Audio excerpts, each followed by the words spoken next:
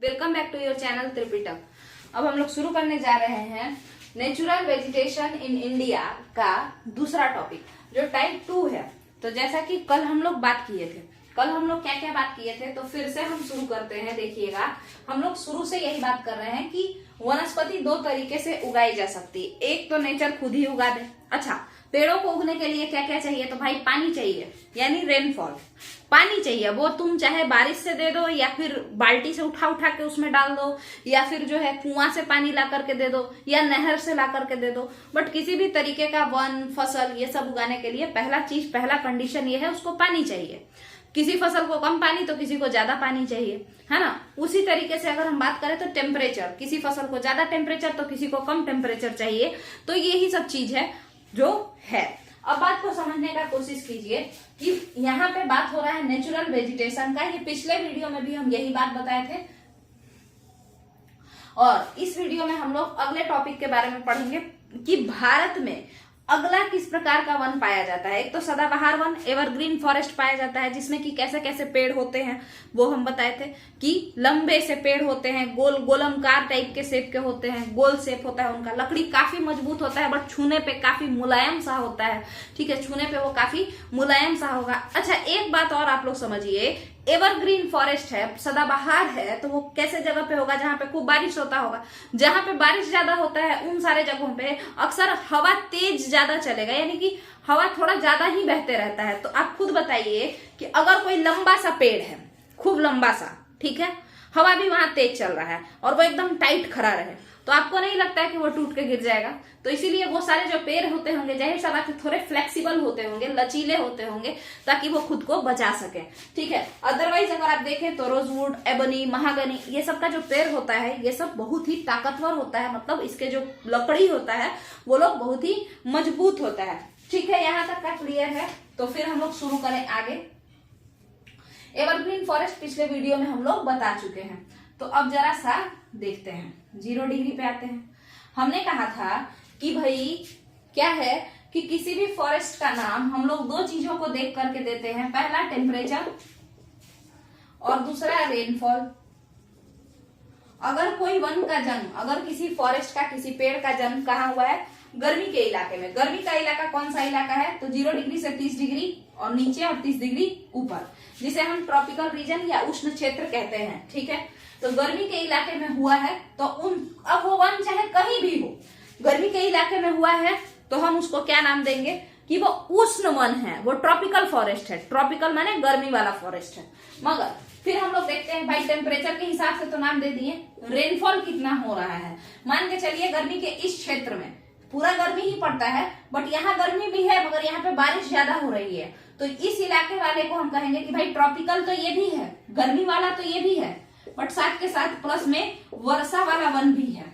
ठीक है, तो इसको हम लोग ट्रॉपिकल रेन फॉरेस्ट कहेंगे। तो हम लोग जिसके बारे में पढ़े थे वो ट्रॉपिकल रेन फॉरेस्ट के ही बारे में कल पढ़े थे, जो भारत में होता है। ट्रॉपिकल रेन फॉरेस्ट क्योंकि बारिश अक्सर होते रहेगी, अच्छा खासा उसको टेम्परेचर मिल रहा है ट्रॉपिकल में होने की वजह से, तो जाहिर सा बात है कि वो एवरग्रीन होगा, सदाबहार होगा। यहाँ तक का क्लियर है। मगर मान के चलिए इसी गर्मी के इलाका में, इसी गर्मी का इलाका कहाँ से कहाँ तक है? ये पूरा रीजन, ये यहाँ से लेके यहाँ तक का, इसी गर्मी के इलाका में यहाँ पे अगर हम देखें तो इस रीजन में गर्मी तो है मगर पानी लमसम होता है, ना ज्यादा ना कम, ना ज्यादा ना कम। कभी तो शुष्क मौसम चलता है और कभी तो बारिश वाला मौसम चलता है। ठीक है, माने मानसून टाइप का नेचर दिखाता है। तो ऐसा जो यहाँ पे जो फॉरेस्ट पाया जाएगा उसको हम ट्रॉपिकल तो कहेंगे क्योंकि गर्मी के क्षेत्र में है।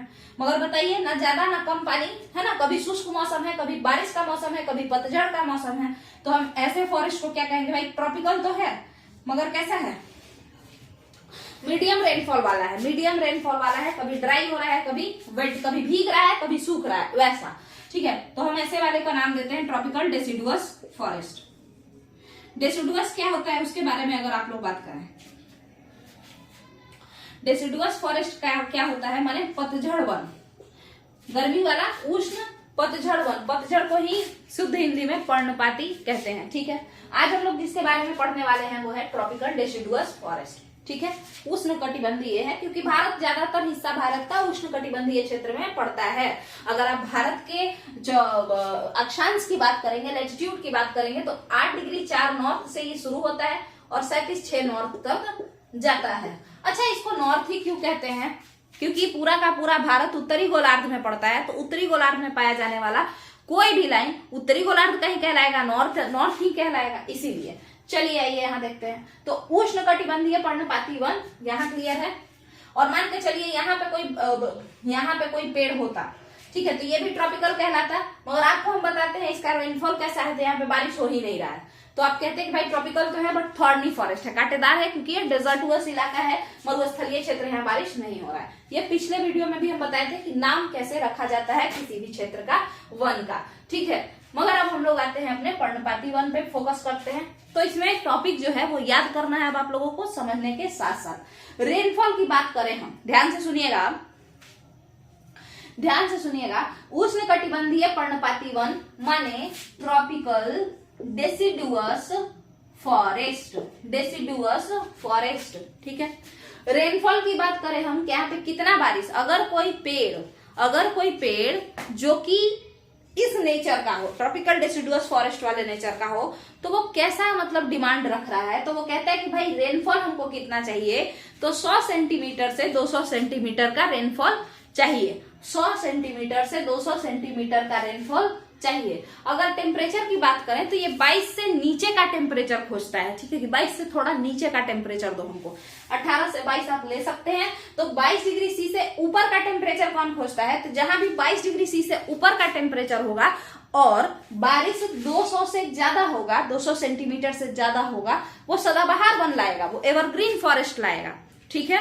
मगर जहां पे बारिश 100 से 200 के बीच में है और टेम्परेचर 18 से 22 के बीच में है, वो कैसा विकसित करेगा, कैसा वन वहां पे आएगा, तो वहां पर डेसिडुअस फॉरेस्ट आएगा, पर्णपाती वन देखने को मिलेगा, जिस फॉरेस्ट में पतझड़ का मौसम आता है। आखिर पतझड़ का मौसम क्यों आता है, तो ध्यान से सुनिएगा, देखिए, क्योंकि यहाँ पे कभी तो बारिश होता है, ये जो इलाका है जहाँ पे पर्णपाती वन होते हैं, तो वहां पे कभी तो बारिश होता है। अब बारिश के समय में पेड़ अपना एकदम पत्ती फैला के खुशी से है ना, मगर जिस समय में सनलाइट बहुत ज्यादा पड़ता है और वो अगर पत्ती फैलाए रहे ऐसे ही, सनलाइट खूब पड़ रहा है और बारिश नहीं हो रहा है, शुष्क मौसम चल रहा है, बारिश वाला मौसम हट गया, रिट्रीटिंग ऑफ मानसून हो गया, मानसून जा चुका है ना, अब बारिश नहीं होगा, अगर ऐसा मौसम हो, है ना, तो उस मौसम में अगर आप देखें तो पेड़ ऐसे करके पत्ती फैलाए हुए है और क्या हो रहा है, और आपका जो सनलाइट है वो पानी को सोख रहा है,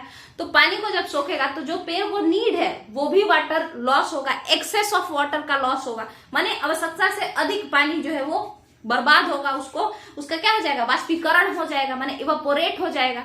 देखिए, जब भी जितना पानी हमको चाहिए, मतलब जितना पानी होना चाहिए, अगर उससे ज्यादा अगर ये हो रहा है, जितना होना चाहिए पानी का वाष्पीकरण, इवापोरेशन, अगर उससे ज्यादा हो रहा है, इतना ज्यादा कि पानी की कमी फील होने लगे, किसको, ट्री को, पेड़ को, तो हम उसे क्या कहते हैं, तो हम उसे कहते हैं कि भाई ये ट्रांसपीरेशन हो रहा है, ठीक है, ये क्या हो रहा है, ट्रांसपीरेशन हो रहा है। देखिए एग्जाम्पल के तौर पर मान के चलिए, इवापोरेशन और ट्रांसपीरेशन में अंतर क्या है, इसको थोड़ा सा समझिए।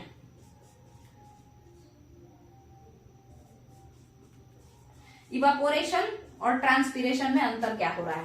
इवापोरेशन का मतलब क्या होता है, सभी जानते हैं, वाष्पीकरण, और ट्रांसपीरेशन का मतलब क्या होता है, वाष्पोत्सर्जन, ठीक है, वाष्पोत्सर्जन, ये दोनों में बड़ा भारी अंतर है। आपको पता है पतझड़ वाले वन जो होते हैं वो आखिर गर्मियों के, मतलब जिस समय शुष्क मौसम आता है, माने बारिश नहीं होता है, उस समय क्यों अपना सारा पत्ता झाड़ झूड़ के बैठ जाते हैं, उसका कारण यही है कि अगर वो पत्ता पूरा ऐसे फैला के रखेंगे तो जो सनलाइट है ना, वो उनके पत्ते के माध्यम से, जो उनके पास पानी है, जो पानी वो स्टोर करके रखे हैं, वो पानी को क्या कर लेगा, खींच लेगा, ठीक है। तो पानी को खींच लेना माने जो यूजेबल वाटर है, वैसा वाटर जो हमको नीड था, माने अगर हम पेड़ होते तो वैसा वाटर जो हमको नीड था, हमको जरूरत था, जरूरी पानी, वो भी जब सन खींच लेता है तो हम इसे ट्रांसपीरेशन कहते हैं, वाष्पोत्सर्जन कहते हैं, ठीक है। मगर ऐसा नहीं है कि वाष्पोत्सर्जन कभी होएगा ही नहीं, वाष्पोत्सर्जन हमेशा होते रहता है जब पत्तियां होते हैं, मगर एक्सेस ऑफ ट्रांसपिरेशन अगर होगा तो पेड़ पौधा खतरे में आ जाएगा।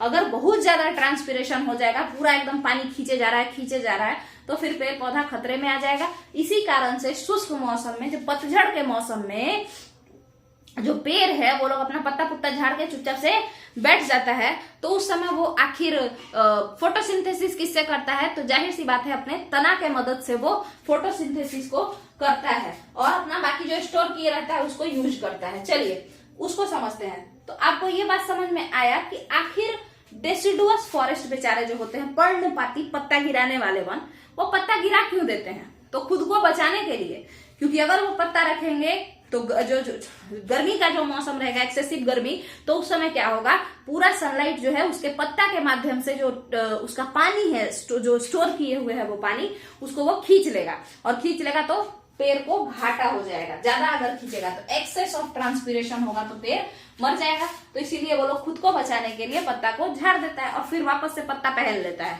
तो जब पतझड़ चला जाता है तो वो लोग पत्ता पहन के फिर हरा भरा हो जाता है जब बारिश स्टार्ट होता है। तो चलिए, तो ये बात है कि जो उष्णकटिबंधीय पर्णपाती वन है उनका डिमांड है कि भाई 100 से 200 सेंटीमीटर पानी दो, 18 से 22 डिग्री सी टेम्परेचर दो। ठीक है, अब ये सारा जहां पे मिलेगा वहां पे हम उगेंगे। तो देखिए कहाँ कहाँ मिलता है।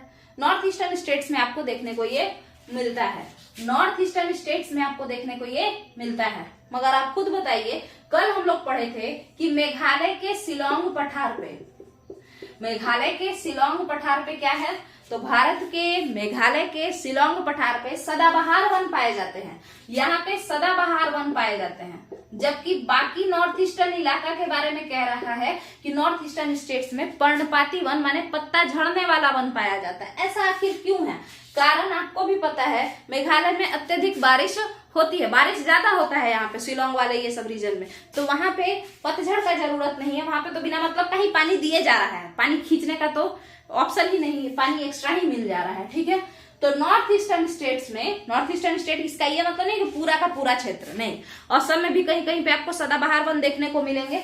ठीक है, मगर कहीं कहीं पे डेसिडुअस भी देखने को मिलेंगे। जिस रीजन में पानी थोड़ा कम बरसता है उस रीजन में पतझड़ वन देखने को मिलेंगे। आते हैं वेस्टर्न घाट्स की बात कर रहा है कि वेस्टर्न घाट माने सह्याद्री। कल हम लोग पढ़े थे कि सदाबहार वन मिलता है सह्याद्री में, मगर आज कह रहा है कि पश्चिमी घाट यानी कि सह्याद्री में क्या मिलता है, पर्णपाती वन मिलता है। ऐसा कैसे पॉसिबल है, आप लोग खुद बताइए। कारण इसका ये है, तो आप अगर इंडिया के फिगर को देखेंगे तो आपको समझ में आएगा। देखिए यहाँ पे कि कह रहा है कि ईस्टर्न स्लोप ऑफ वेस्टर्न घाट, माने अगर ये वेस्टर्न घाट है, ये वेस्टर्न घाट है, तो इसका पूरब कौन हुआ, इस साइड पूर्व हुआ है ना, और इस साइड पश्चिम हुआ। ठीक है, तो वो कह रहा है कि इधर वाले साइड में, पूरब वाले साइड में पतझड़ वन पाए जाते हैं, जबकि पश्चिम वाले साइड में, वेस्टर्न घाट एक पहाड़ी इलाका है, ठीक है, हिल है। ठीक है, तो कह रहा है कि पूरब वाले साइड में माने कि इस तरफ क्या पाया जाता है, पतझड़ वन पाया जाता है, जबकि पश्चिमी साइड में क्या पाया जाता है, सदाबहार वन पाया जाता है। आखिर ऐसा वेस्टर्न घाट में क्यों हो रहा है उसको देखिए, क्योंकि जब भी मॉनसून आता है तो सबसे पहले किससे टकराता है, वेस्टर्न घाट से ही टकराता है। जब भी मॉनसून आता है तो सबसे पहले किससे टकराता है, वेस्टर्न घाट से ही टकराता है। तो बारिश इस साइड तो खूब दम भर बारिश करवा दिए, बारिश ज्यादा हुआ यानी एवरग्रीन फॉरेस्ट आएगा, मगर इसके पीछे, क्योंकि ये ऊंचा है तो पहाड़ के पीछे तो जाता नहीं है। बादल का तो यही नियम है कि जहां ऊंचाई मिला पहाड़ से टकराए वहीं बरस गए, उसके पीछे तो वो जाता नहीं है। ठीक है, तो पीछे वाले इलाका में बारिश कम हुआ और इसी कारण से वेस्टर्न घाट का जो पूर्वी ढाल है, ईस्टर्न स्लोप है, ईस्टर्न स्लोप माने पूर्वी ढाल, वेस्टर्न घाट या सह्याद्री का जो पूर्वी ढाल है वहां पे पानी कुछ मिलता है, कुछ देर नहीं मिलता है, जिस कारण से वहां पे किस टाइप का वन होता है, पर्णपाती वन, पतझड़ वन। ठीक है, चलिए, और कहता है कि भाई फुटहिल्स ऑफ हिमालय में भी तुमको क्या मिलेगा, तो फुटहिल्स ऑफ हिमालय माने हिमालय के पैर के पास, गिरिपद बोलते हैं, गिरिपद या हिमालयी पद। ठीक है, तो गिरिपद के पास आपको क्या मिलेगा यही पतझड़ वन देखने को मिलेंगे, क्योंकि यहाँ पे कभी बारिश होगा कभी नहीं होगा। ठीक है, मोटा मोटी बारिश चलता रहेगा। ठीक है, चलिए, तो फुटहिल्स ऑफ हिमालय के अगर हम आसान भाषा में बोले तो इसको आप शिवालिक कह सकते हैं, या शिवालिक का दक्षिणतम हिस्सा। शिवालिक पहाड़ी जो है, शिवालिक हिमालय जो है उसका दक्षिणतम हिस्सा, वहां पे भी पतझड़ वन ही देखने को मिलेंगे। ठीक है, चलिए, मगर आपको पता है कि कौन कौन सा पेड़ पाया जाता होगा उष्णकटिबंधीय पर्णपाती वन में? तो ट्रीज जो है आपका वो है सागवान, शीशम, कुसुम, चंदन, महुआ। सागवान और शीशम ये जो दोनों हैं ये फर्नीचर के लिए काफी यूज किए जाते हैं। और सागवान एक ऐसा मतलब लकड़ी है ये कि इसको आपको पेंट तुंड कराने का जरूरत नहीं है, पोंछने पे भी ये काफी इसमें चमक आ जाता है। ये काफी कैसा है, माने लग्जरियस एक तरीके से समझिए तो सागवान या शीशम ये सब जो है ना ये लग्जरियस फर्नीचर को एक सुंदर सा दिखाता है, लग्जरियस दिखाता है, अच्छा दिखाता है, माने इस तरीके से आप समझिए तो रॉयल जैसा दिखाता है ये सब। ठीक है, इसके बाद बात करते हैं कुसुम के बारे में थोड़ा बहुत। तो कुसुम क्या है? कुसुम जो पेड़ है तो इससे हम लोग क्या बनाते हैं, तो इससे कलर बनाया जाता है। ठीक है, गुलाल वगैरह इस पेड़ से के मदद से बनाया जाता है, इसके लकड़ियों से, इसके पत्तियों से, जो भी। तो इसके मदद से हम लोग क्या बना देते हैं, वही गुलाल वगैरह यानी कलर हम लोग बनाते हैं। प्राकृतिक रंग का निर्माण होता है कुसुम से। चंदन की बात करें तो पीला कलर ये भी देता है चंदन की लकड़ी। महुआ जो फेमस है, महुआ किस चीज के लिए? शराब के लिए, देसी शराब जिसको हम लोग कहते हैं। तो अब इसको देसी शराब जो होता है मतलब ऐसे ही बना दिए घर पे ही अपना दाब करके उसको क्या होता है, उसको एनारोबिक रेस्पिरेशन जैसे होता है, माने फर्मेंटेशन करवा दीजिए, माने सड़ा दीजिए खुद से। ठीक है, ऑक्सीजन को नहीं जाने दीजिए, उसको बांध बूंद के पैक करके और उसके बाद सड़ा दीजिए तो उससे देसी शराब बन जाएगा। किसको? किसी भी मीठे चीज को, किसी भी मीठे चीज को अगर हम लोग क्या कर दे, उसको सड़ाना शुरू कर दे बांध करके, उसमें ऑक्सीजन नहीं आना चाहिए, उसको पैक कर दे, जैसे घड़ा में डाल दे, उसके बाद उसमें कोई भी मीठा जैसे सेब ही ले ले या महुआ सस्ता मिलता है इसलिए महुआ ले लिए। ठीक है, तो कोई भी चीज ले लिए, उसको घड़ा में बंद कर दिए और उसके बाद क्या किए, घड़ा में बंद करने के बाद उसको बांध दिए, रुमाल से या गमछा से बांध दिए, उसको ढक दिए, उसके बाद बांध दिए। यानी उसको ऑक्सीजन के संपर्क में नहीं आने देना है, उसको सड़ाना है, फर्मेंट करना है। फर्मेंट करने के बाद आपको देखने को मिलेगा वो देसी शराब बन जाता है। ठीक है, शराब अजीब सा जो भी, तो देसी शराब उसी को कहते हैं। महुआ का सबसे ज्यादा जो यूज होता है महुआ का, वो देसी शराब बनाने में होता है गांव में। ठीक है, ये तो आपका क्लियर है। अच्छा, पिछले वीडियो में हम लोग एक और बात किए थे। क्या बात किए थे कि डेसिडुअस फॉरेस्ट माने पर्णपाती वन दो तरीके का होता है, एक सूखा पर्णपाती और एक भीगा पर्णपाती, है ना। हाँ, तो अब हम लोग ये जो बात किए, इस पर्णपाती में तो 100 से 200 सेंटीमीटर है। ये कैसा पर्णपाती है? भीगने वाला पर्णपाती है, यानी पानी यहाँ पे अवेलेबल है। ठीक है, ये यहाँ पे पानी अवेलेबल है। अब हम लोग बात करने जा रहे हैं आपका वैसा पर्णपाती, मैंने पतझड़ वहां भी आता है बट ऐसे भी वहां पे बहुत ज्यादा बारिश नहीं होती है, बहुत ज्यादा बारिश नहीं होती है। तो वो वाला जो पर्णपाती होता है हम उसे भीगा नहीं बल्कि सूखा पर्णपाती कहते हैं। ठीक है, दो तरीके का पतझड़ वन होता है, एक सूखा पतझड़ और एक भीगा पतझड़। ठीक है, इसका मतलब कैसे आप लोग को समझ में आएगा उसको हम लोग समझते हैं। देखिएगा, सूखा पतझड़ भीगा पतझड़ ये क्या है समझिए। देखिए, जब पतझड़ आता है तो उस समय तो पूरा इलाका ही सूखा सूखा रहता है, मगर बारिश के समय में मान के चलिए कि आप किसी पतझड़ में घूमने गए, माने कोई ऐसा मन जहाँ पे पतझड़ आया हुआ था और आप वहां घूमने गए उस इलाके में, तो पतझड़ के समय में आप देखें कि यहाँ पे बहुत ही सूखा सूखा है, उतना पानी वानी नहीं है। ठीक है, मगर जब आप बारिश के भी मौसम में गए तो भी आपको लगा कि हल्का फुल्का ही तो बारिश हो रहा है। ठीक है, हल्का फुल्का ही बारिश हो रहा है, बहुत बारिश नहीं हो रहा है। तो ऐसा ही पर्णपाती, जहां पे पतझड़ आता है वो पर्णपाती होगा। ठीक है, माने डिसिडुअस तो होगा। क्या होगा? डिसिडुअस तो होगा, है ना। मगर हम गए थे इस पर्णपाती में, हम घूमने गए थे, जब पतझड़ का मौसम था हम घूमने गए, देखे सब सूखा है।